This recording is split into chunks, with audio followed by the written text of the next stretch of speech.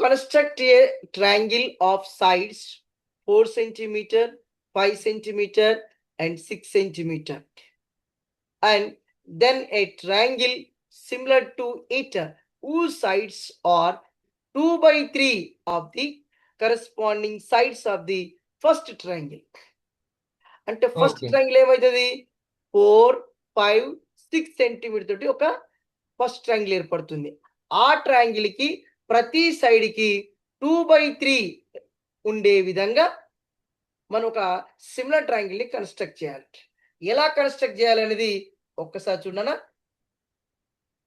Ego first construct a triangle of sides 4 centimetre, 5 centimetre, 6 centimetre. So ఒక్కసారి rough diagram గీసుకుందాం. ఇది మనకు 4 centimetre, 5 centimetre, 6 centimetre rough diagram. తర్వాత దీనికి సిమిలర్గా ఉండాలి కదా. మరి ఎలా ఉండాలి సిమిలర్గా అంటే దాని లోపల వస్తుంది ట్రయాంగిల్. ఎందుకు లోపల వచ్చింది సార్ అంటే 2/3 అన్నప్పుడు ప్రతి సైడ్ కి 2/3 అంటే దానికంటే చిన్నదిగా ఉంటుంది. అంటే ఇది ప్రాపర్ ఫ్రాక్షన్ అవుతుంది కనుక proper fraction value is always less than 1. It means now first triangle కి చిన్నదిగా ఉంటుంది. అంటే సార్ మరి ఈ ట్రయాంగిల్ కంటే పెద్దది కూడా ఉంటుందా గీయవచ్చు అంటే అది కూడా గీయవచ్చు. కానీ ఫస్ట్ ప్రాక్టీస్ చేసిన తర్వాత సెకండ్ అది చేద్దాం. ఓకేనా. సో ఇలా రఫ్ డయాగ్రామ్ ఇది. అంటే రఫ్ డయాగ్రామ్ అంటే ఏం చేయాలి స్కేల్ లేకుండానే మనం జస్ట్ ఫ్రీ హ్యాండ్ మూమెంట్ తోటి డ్రా చేసుకోవాలి. ఇప్పుడు ఇది ఎలా డ్రా చేసినామో అలానే ఇక్కడ స్కేల్ కంపాస్ తోటి మనం చేయాలి. ఎట్లా చేద్దామని ఒక్కసారి చూడండి. Now draw segment BC. ఎందుకు తీసుకున్నాడు ఇక్కడ నువ్వు రఫ్ డయాగ్రామ్ లో ఇక్కడ 6 సెంటీమీటర్ పెట్టుకున్నావు కాబట్టి నేను ఇక్కడ కూడా 6 సెంటీమీటర్ తీసుకుంటున్నాను. సో దానికోసం నేను ఒక లైన్ డ్రా చేస్తున్నాను. పెద్దగా లైన్ డ్రా చేసి దీనిపైన 6 సెంటీమీటర్ తీసుకుంటాను. చూడనా ఇగో any point on the line as centre and radius is equal 6 centimetre. Draw and arc. ఇగో ఇలా స్కేల్ తీసుకొని 6 సెంటీమీటర్ తీసుకొని ఇలా గీయాలి. మనకు ఇగో ఇలా వస్తుంది. ఇది 6 సెంటీమీటర్.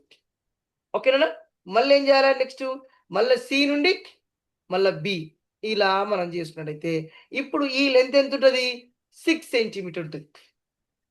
అంటే మనం రఫ్ డయాగ్రామ్ లో ఎలా గీసుకున్నామో అలా గీసాం. నెక్స్ట్ ఏం చేయాలి మళ్ళీ సి దగ్గర నుంచి 4 సెంటీమీటర్ ఉన్నది. తర్వాత బి నుంచి 5 సెంటీమీటర్ ఉన్నది పాయింట్ ఏ. పాయింట్ ఏ అనేది బి నుంచి 5 సెంటీమీటర్లు, సి నుండి 4 సెంటీమీటర్లు ఉన్నది కనుక వాటిని ఎలా కన్స్ట్రక్ట్ చేయాలి ఒకసారి చూద్దాం. మరి చూడమ్మా. నౌ బి యాజ్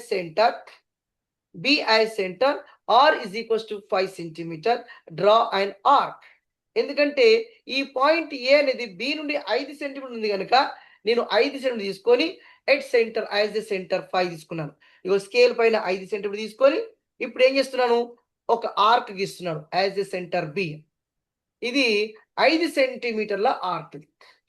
ఎందుకు 5 సెంటీమీటర్ల ఆర్క్ తీసుకున్నాను అంటే మనకు బి నుండి ఏ అనే పాయింట్ 5 సెంటీమీటర్లు కనుక 5 సెంటీమీటర్ రేడియస్ తోటి ఒక ఆర్క్ గీసాను. నెక్స్ట్ ఆ తర్వాత మళ్ళీ సి నుండి ఎంత దూరం ఉన్నది 4 సెంటీమీటర్ దూరం ఉంది కాబట్టి మళ్ళీ స్కేల్ పైన 4 సెంటీమీటర్ తీసుకున్నాను. ఇక్కడ ఏంది C as the centre and R is equals to 4 centimetre. Cut the previous arc mark point A. అంటే సి నుండి 4 సెంటీమీటర్ రేడియస్ తోటి ఆర్క్ అనేది గీయాలి. ఎలా గీయాలి ఇంతకుముందు ప్రీవియస్ ఆర్క్ ని ఇంటర్సెక్ట్ చేసే విధంగా కట్ చేసే విధంగా తీసుకోవాలి. అప్పుడు intersecting point of these 2 arcs denoted by A. ఈ పాయింట్ ఏగా గుర్తించి అప్పుడు ఏం చేయాలి అంటే draw AB. Join the points A and B and A and C. Now we have a triangle ABC. అంటే ఇచ్చిన ట్రయాంగిల్ ఒకటి గీసాము. ఇచ్చిన మెజర్మెంట్స్ తోటి ఒక ట్రయాంగిల్ కన్స్ట్రక్ట్ చేసాము.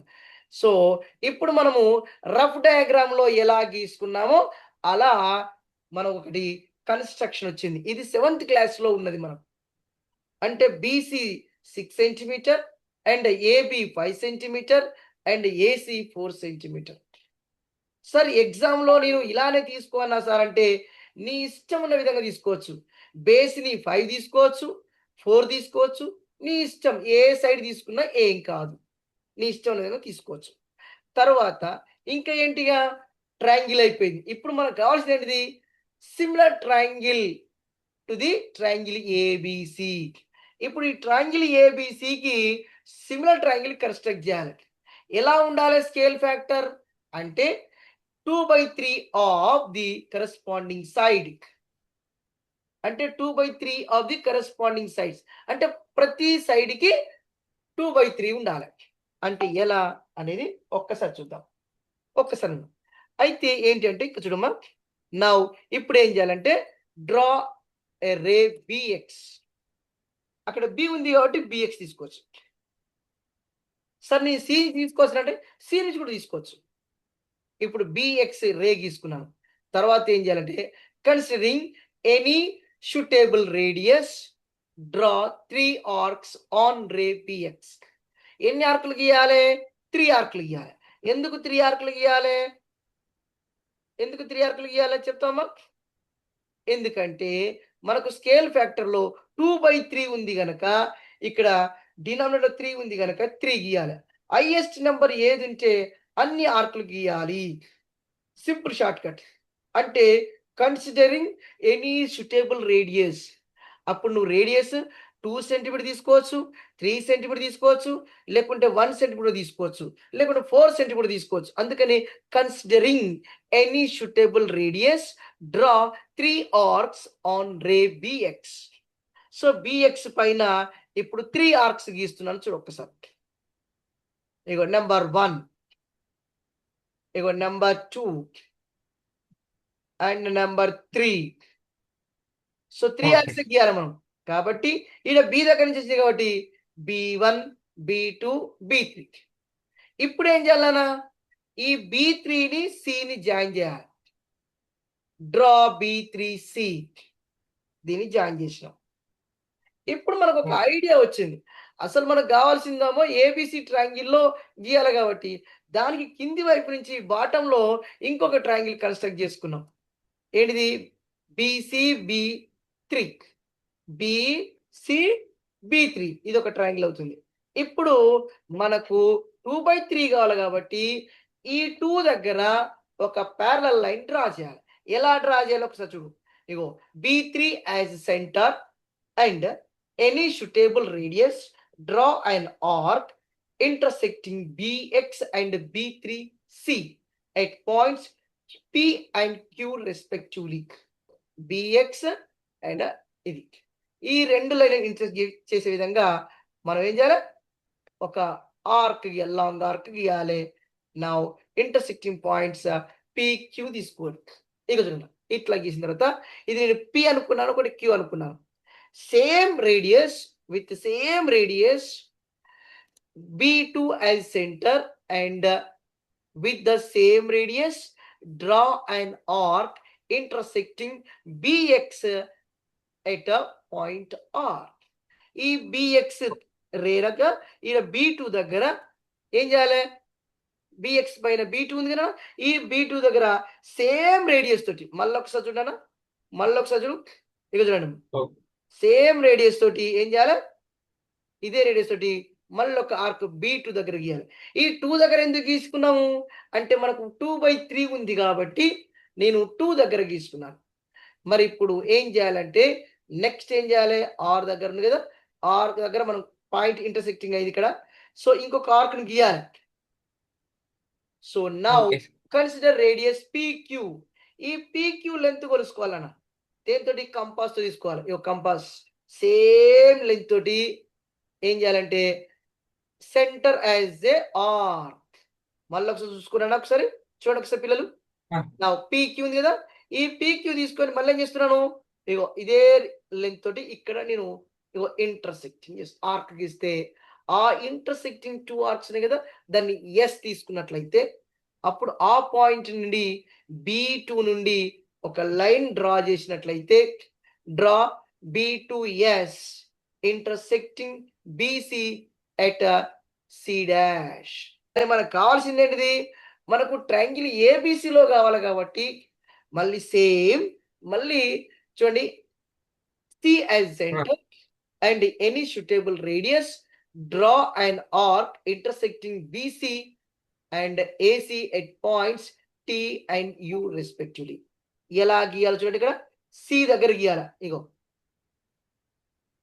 నీకు కన్వెంట్ గా ఉన్నటువంటి రేడియస్ తీసుకొని ఇలా డ్రా చేసినాం. దీనికి టీ అండ్ యు అని పేరు పెట్టుకున్నాను. మళ్ళీ సేమ్ రేడియస్ తీసుకొని సి డాష్ దగ్గర గీయాలి. C dash as centre and with the same radius, అంటే సి దగ్గర గీసినటువంటి రేడియస్ సేమ్ రేడియస్ తీసుకొని సి డాష్ దగ్గర కూడా మనం ఒకటి ఆర్క్, లాంగ్ ఆర్క్ గీసి, సో ఇక్కడ వి అని తీసుకున్నాను, పాయింట్ వి అని తీసుకొని ఇప్పుడు ఏం చేయాలి, మళ్ళీ ఈ టి అండ్ యు రేడియస్ ని మెజర్ చేయాలి. దేంతో మెజర్ చేయాలి? కంపాస్ తోటి తీసుకోవాలి. ఇదే కంపాస్ తోటి సేమ్ డిస్టర్బ్ కాకుండా ఏం చేయాలి, కదిలించకుండా ఇక్కడ తీసుకోవాలి. ఎక్కడ? వి సెంటర్ నుండి ఆర్క్ గీయాలి. అంటే it means it's a angle అన్నట్టు. It means it's a angle అవుతుంది. అంటే మనం ప్రొట్రాక్టర్ తోటి యాంగిల్ కొలవకుండానే మనం కంపాస్ తోటి మెజర్ చేస్తున్నాం అన్నమాట. నౌ ఇప్పుడు ఏమవుతుంది అంటే, ఇప్పుడు ఏమవుతుందమ్మా, ఇప్పుడు సి దగ్గర యాంగిల్, సి డాష్ దగ్గర యాంగిల్ రెండు కూడా ఈక్వల్ అవుతాయి. అంటే ఇక్కడ యాంగిల్ ఈక్వల్ అవుతుంది, ఇగో ఈ యాంగిల్, ఈ రెండు యాంగిల్స్ ఈక్వల్ అవుతాయి. అందుకని ఇక్కడ క్రాస్ మార్కింగ్ పెట్టాను, ఈ మార్కింగ్, ఇవి కూడా రెండు ఈక్వల్ అవుతాయి. సో ఇవి రెండు ఈక్వల్ అయినప్పుడు ఒకవేళ కనుక నేను ఏ డాష్ సి అండ్ ఏసిని కనుక రెండు లైన్స్ అనుకున్నట్లయితే అప్పుడు ఏమైతేనా, ఇవి రెండు కరెస్పాండింగ్ యాంగిల్స్ అవుతాయి. సో కరెస్పాండింగ్ యాంగిల్స్ అయితే ఏమైతాయి అంటే ఇవి రెండు ప్యారలల్ లైన్స్ అవుతాయి. అంటే A dash C dash and AC are parallel lines. Yes, మరి ప్యారలల్ లైన్స్ అయితే ఏంటి మనకు అంటే, ప్యారలల్ లైన్స్ అయినప్పుడు ఏమవుతుంది ఇక్కడ అంటే మనకు according to basic proportionality theorem ప్రకారంగా డివైడింగ్ రేషియో ఈక్వల్ అయిపోయినట్టు. సో అందుకని మనకు ఏమవుతుంది, ప్రతి సైడ్ కూడా 2/3 ఉంటుంది. Okay sir, right. ఇప్పుడు స్టెప్స్ కనుక చూసినట్టయితే, I drawn rough diagram of required construction, and second point I drawn a triangle ABC with given measurements, and at a center B I drawn BX ray making acute angle with BC, and next one I drawn 3 equal arcs on BX ray which are B1 and B1 B2 equal to B2 B3, and next I join C B3, and at center B2 I drawn a parallel line to CB3 at B2 which is a B2 C dash, and next at center C dash I drawn another parallel line to AC at C dash which is a C dash A dash. Now triangle B C dash A dash is a similar triangle constructed to triangle ABC.